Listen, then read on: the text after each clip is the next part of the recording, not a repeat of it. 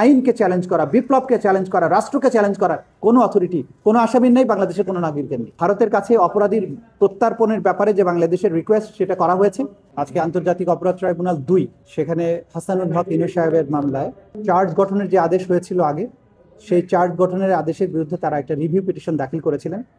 গত বৃহস্পতিবারের দিন সেই আবেদনটা আদালতে শুনানির জন্য নির্ধারিত ছিল। সেই দিন আসামি পক্ষের আইনজীবী উপস্থিত না থাকায় সেটা আজকে শুনানি অনুষ্ঠিত হয়েছে। আসামি পক্ষ তাদের যুক্তিতর্ক তুলে ধরেছেন, প্রসিকিউশনের পক্ষ থেকে আমরা আমাদের যুক্তিতর্ক তুলে ধরেছি এবং আমরা বিশেষভাবে আদালতের কাছে যে বক্তব্যটা রেখেছি সেটা হচ্ছে যে চার্জ গঠনের আদেশ যেটা হয়েছে, প্রাইমা ফেসি হাসানুল হক ইনুর বিরুদ্ধে যে সমস্ত সাক্ষ্য প্রমাণ আছে সেগুলোর ভিত্তিতেই চার্জ গঠন করা হয়েছে। তারা এই প্রত্যেকটা এভিডেন্সের গুণগত মান নিয়ে আর্গুমেন্ট করার চেষ্টা করেছেন। ট্রাইব্যুনাল বলেছেন চার্জ গঠনের সময় সাক্ষ্য প্রমাণের গুণগত বিশ্লেষণ করার সুযোগ নেই, কারণ এটা একটা পূর্ণাঙ্গ বিচারের মাধ্যমে, ট্রায়ালের মাধ্যমে কেবলমাত্র সেটা করা সম্ভব। সেই কারণে তাদের চার্জ গঠনের আদেশের বিরুদ্ধে যে রিভিউ পিটিশন ছিল সেটাকে খারিজ করে দিয়েছেন। সেই রিভিউ পিটিশনে তারা 3টি মারাত্মক কমেন্ট করেছিলেন বা স্টেটমেন্ট লিখেছিলেন, যেটার ব্যাপারে প্রসিকিউশনের পক্ষ থেকে আমরা তীব্র আপত্তি জানিয়েছি। একটা হচ্ছে তারা এই সরকারের আইন প্রণয়নের ক্ষমতা, অর্ডিন্যান্স জারির ক্ষমতা, সেটাকে তারা বলার চেষ্টা করেছেন এটা যথার্থ না। একটা জায়গায় তারা জুলাই বিপ্লবকে, জুলাইয়ের যে গণ অভ্যুত্থান সেটাকে তারা সো কল্ড বলার চেষ্টা করেছেন এবং এই দুটো শব্দ বলার মাধ্যমে আমরা বলেছি যে তারা শুধুমাত্র আদালতের অবমাননা করেননি, একই সাথে রাষ্ট্রদ্রোহিতা এবং জুলাই বিপ্লবকে ছোট করা, এটা সেডিশাস, কন্টেমশাস এবং এটা কোনো অবস্থাতেই গ্রহণযোগ্য না। তারা রাষ্ট্রের অস্তিত্বের বিরুদ্ধে অবস্থান নিয়েছেন এবং তারা এই সমস্ত কথা বলার মাধ্যমে প্রকৃত অর্থে জুলাই আগস্টে যে গণহত্যায় তাদের সম্পৃক্ততা সেইগুলোকে জাস্টিফাই করার চেষ্টা করেছেন। আদালত সেগুলো আমলে নিয়েছেন এবং তারা বলেছেন যে এই তাদের যে কমেন্টগুলো, সেই কমেন্টগুলোর ব্যাপারে আদালত তার অবজারভেশন, তার পর্যবেক্ষণ, তার আদেশের মধ্যে এটা থাকবে।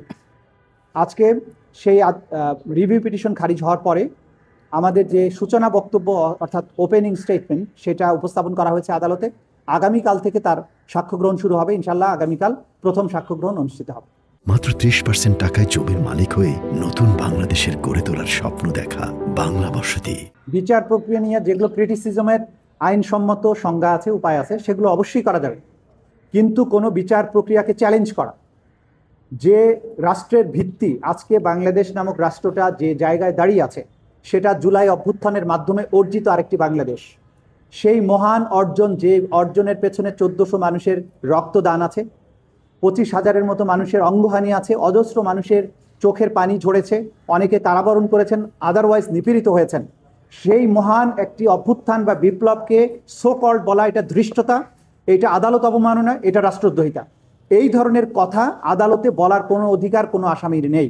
এই আদালত যেখানে বিচার অনুষ্ঠিত হচ্ছে, এটা গণপ্রজাতন্ত্রী বাংলাদেশের সংবিধানের অধীনে প্রতিষ্ঠিত একটা আদালত।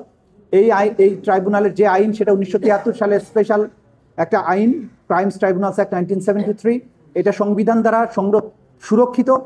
এই বিপ্লবকে, এই আন্দোলনকে, এই আইনকে চ্যালেঞ্জ করে এই আদালতে দাঁড়িয়ে কোনো কথা বলার অধিকার কোনো আসামির নাই, সেটা অবশ্যই রাষ্ট্রদ্রোহিতা হবে।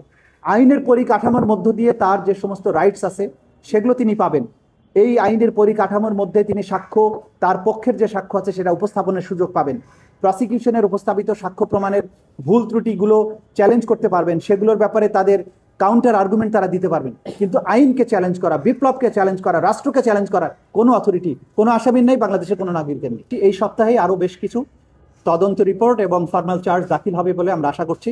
সুতরাং ব্যক্তিগতভাবে যে সমস্ত যারা টপ কমান্ডার ছিলেন তাদের মামলাগুলো যেগুলো তদন্ত শেষ হয়েছে, এই সপ্তাহে আমরা আশা করছি কয়েকটি তদন্ত রিপোর্ট এবং ফর্মাল চার্জ আদালতে দাখিল হবে।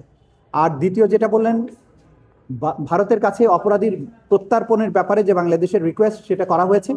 রেড নোটিশ অন্য জিনিস, রেড নোটিশ করে ইন্টারপোল, কিন্তু বাংলাদেশ যেটা করছে সেটা ভারতের সাথে অপরাধীর বই সমর্পণ চুক্তির আলোকে তাদেরকে ফেরতের জন্য রিকোয়েস্ট করেছে। ভারত সরকার বলেছে তারা এটা পর্যালোচনা করছেন।